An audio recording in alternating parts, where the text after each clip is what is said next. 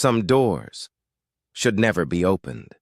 But you're already inside.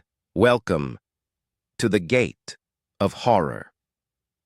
Step into the darkness and let the gate unlock the secrets within. Our story begins now.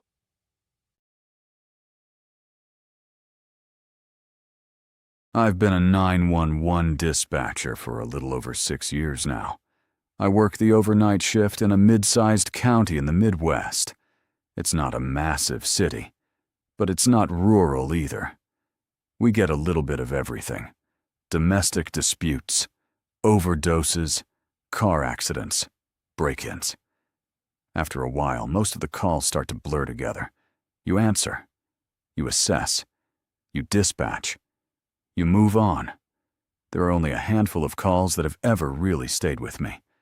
This is one of them.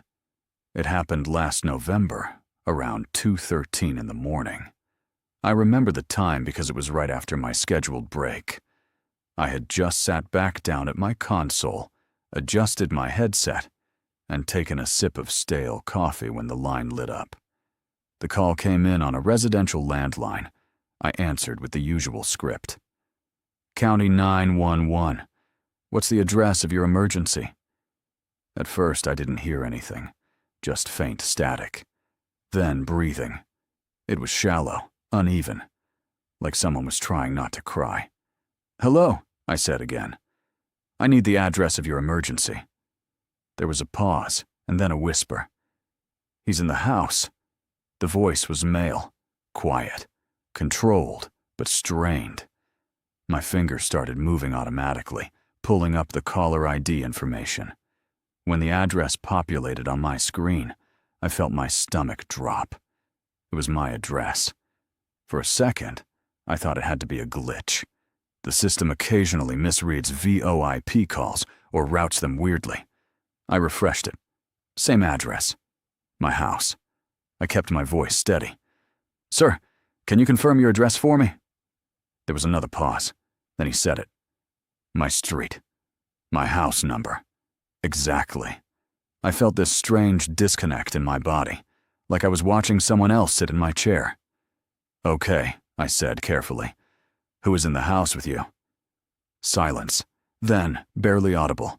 You are. My entire body went cold. I live alone. Or at least, I thought I did.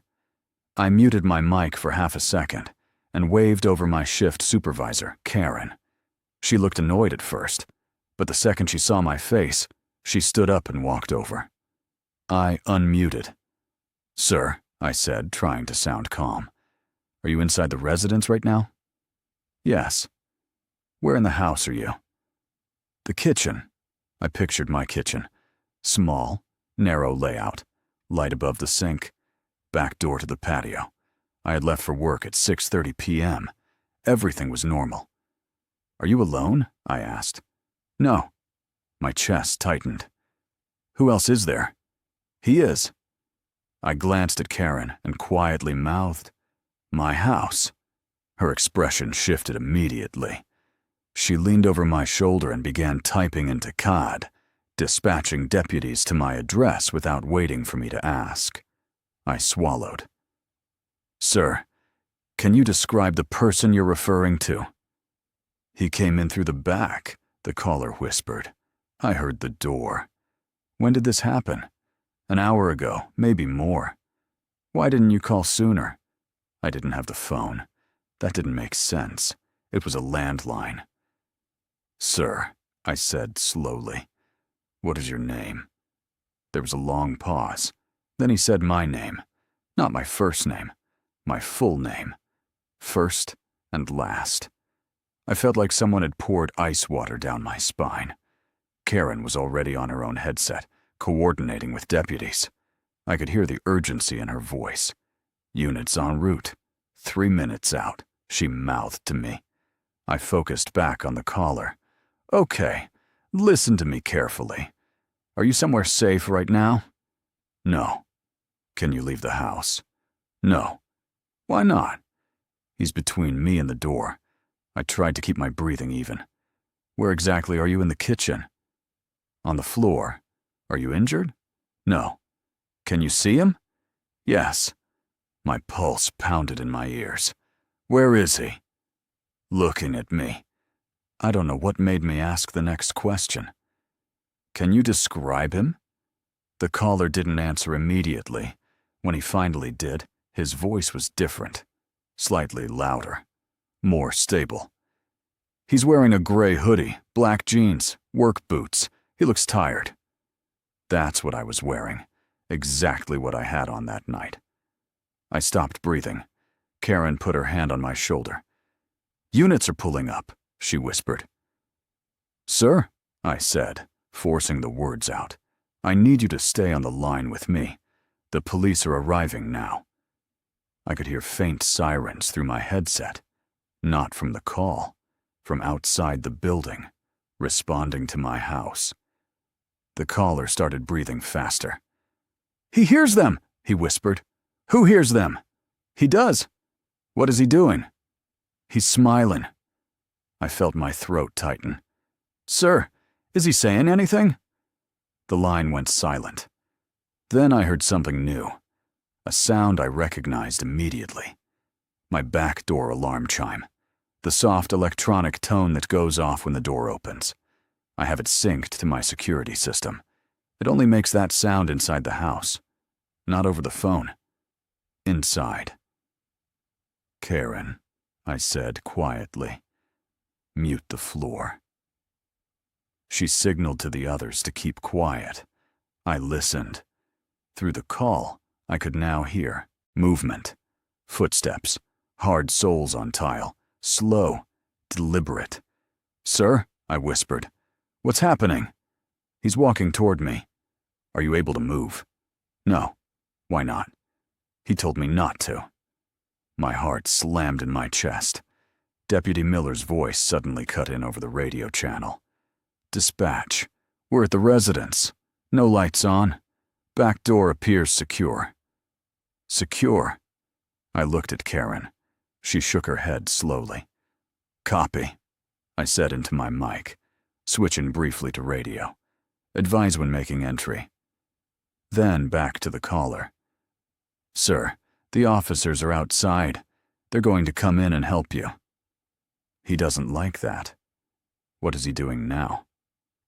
There was a pause. Then the caller said something that still wakes me up at night. He's looking at the phone. My vision tunneled. How can he see the phone? I asked. It's in his hand. The line went dead. Just like that. No click. No static. Just silence. I stared at the screen. Call disconnected. Karen immediately called it back. It rang once, twice, then voicemail. My voicemail. My recorded greeting started playing through the speaker. This is... Karen hung up. On the radio, Deputy Miller's voice was tense. Dispatch. We're making entry.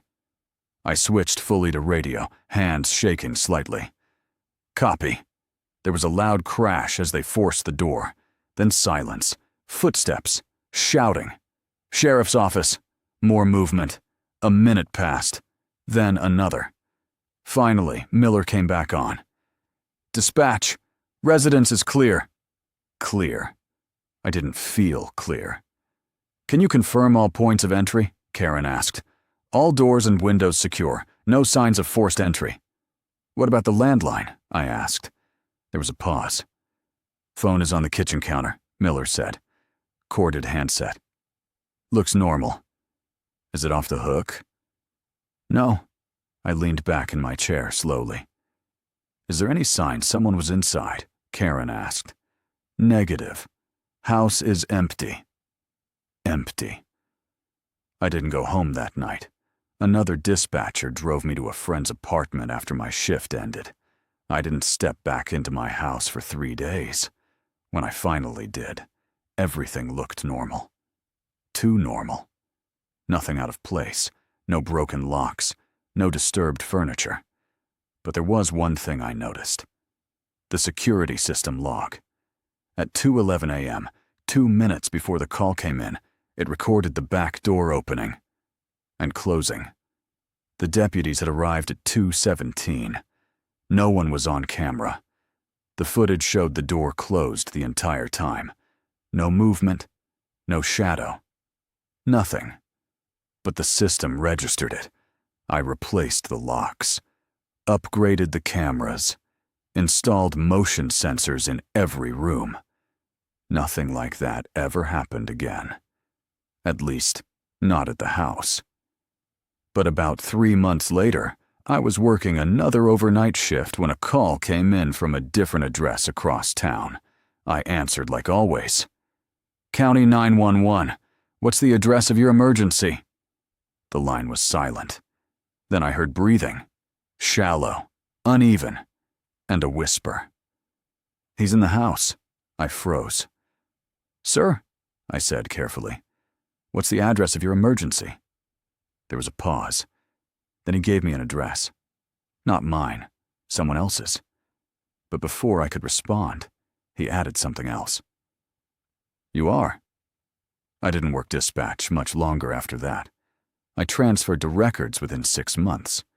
Sometimes I still think about that first call, about the voice, about the way he described the man in the kitchen. And the part that bothers me the most isn't that someone might have been inside my house. It's that when I replay the recording, and I have more times than I'd like to admit, the voice sounds exactly like mine. Not similar, not close. Exactly. And when he whispered, "He's smiling," I swear I can hear a faint second voice in the background. Soft, close to the receiver, breathing.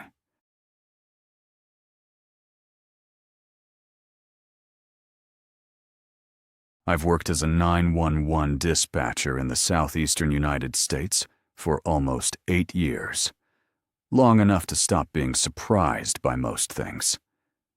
Storm nights are the worst. Accidents, downed trees, false alarms. Last spring, around 1:40 a.m., during a heavy thunderstorm, I answered a residential call. "County 911, what's the address of your emergency?" Silence, then rain in the background, and breathing. Slow, controlled. "Sir or ma'am?" A man finally responded. Calm, too calm. "Yes. I need the address of your emergency." He gave my address, full street, city, zip code. My stomach dropped, but I stayed professional. "Tell me what's happening at that location." "You're not home." I muted my mic and wrote my address on a sticky note from my partner, Jason. His face went pale instantly. "Are you at that address right now?" I asked. "Yes." "Where?" "The hallway." My wife and 6-year-old daughter were home. "Asleep?" I asked carefully. "No." My pulse hammered. Jason was already dispatching deputies. "Near which room?" I asked. A pause. "Your daughter's." 5 minutes out. It felt like an eternity. "You can't see me," I said, trying to regain control. "Yes, I can. You're wearing a dark blue shirt. Your headset's crooked on the right." I froze. I hadn't told anyone that. "You're looking at the storm radar on the left monitor," he added. I slowly turned my eyes. He was right. "How can you see me?" I whispered. Instead of answering, I heard a soft click through the phone. My daughter's bedroom door makes a distinct sound when it opens fully. I know that sound. "She's asleep," he said. Through the line, faint and distant, I heard my daughter cough. I stood so fast my chair rolled backward. Deputies arrived moments later. I heard them breach the front door over the radio. The man stayed on the line, breathing. "Why are you doing this?" I demanded. "Because you didn't listen." He mentioned a call from the previous year, a woman on Maple Street who whispered that someone was inside her house. Units arrived too late. The suspect escaped. "You told her help was coming," he said. "It was, but not fast enough." Then the line went dead. Deputies cleared my house, No forced entry, no broken locks, no footprints. My family was safe. The call couldn't be traced to any tower. It was like it never existed. I took 2 weeks off, installed cameras, new locks, motion sensors. Nothing happened again. Until 3 months later. Another storm. Another overnight shift. Another residential line. I stared at it before answering. County 911. Rain. Breathing. "You're not home," he said. This time he gave a different address. Across town. I dispatched units immediately. "Where are you?" "The hallway." "Near which room?" "The little girl's." My chest tightened. "She's coughing," he added. And faintly, I heard it again. A child coughing. Deputies arrived quickly. They caught a man running from the backyard, mid-30s. No record. No phone on him. He denied ever calling. The family inside never saw anyone, but their daughter had just woken up coughing before deputies entered.